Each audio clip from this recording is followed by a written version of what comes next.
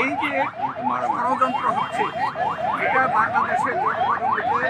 বিভেদ সৃষ্টি করার জন্য অপচেষ্টা হচ্ছে। মাননীয় প্রধান উপদেষ্টা বলেছেন, জাতীয় ঐক্য সৃষ্টি করার জন্য তিনি যথাযথ পদক্ষেপ গ্রহণ করবেন। রাজনৈতিক দলের নেতৃবৃন্দ এখানে উপস্থিত ছিলাম, আমাদের সকলেই একই ধরনের মন্তব্য যে আজকে বাংলাদেশের অস্তিত্ব রক্ষার জন্য যেই বাংলাদেশ এই ডিসেম্বরে আমরা বিজয় লাভ করেছি,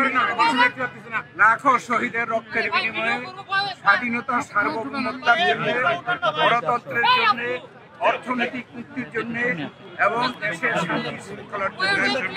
আজকের এই বিজয় দিনে, বিজয় মাসে আমাদের সকলের প্রত্যয় যে বাংলাদেশে বর্তমানে যে সরকার রয়েছে, এই সরকার অন্তর্বর্তীকালীন সরকার, এই সরকার দেশেও যে ছাত্র জনতার গণ অভ্যুত্থানের মাধ্যমে প্রতিষ্ঠিত হয়েছে, তাদের দায়িত্ব যে এই দেশে স্বাধীনতার সার্বভৌমত্ব রক্ষা করা, গণতন্ত্র প্রতিষ্ঠা করা এবং আমাদের দেশের বিরুদ্ধে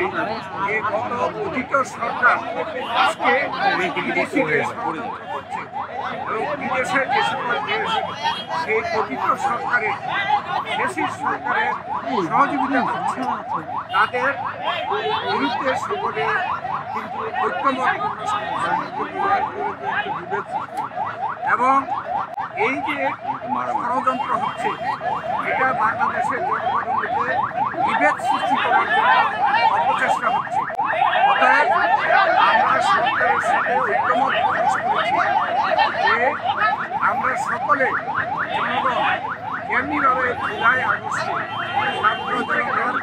গণ অভ্যুত্থানের মাধ্যমে এই দেশের সরকারকে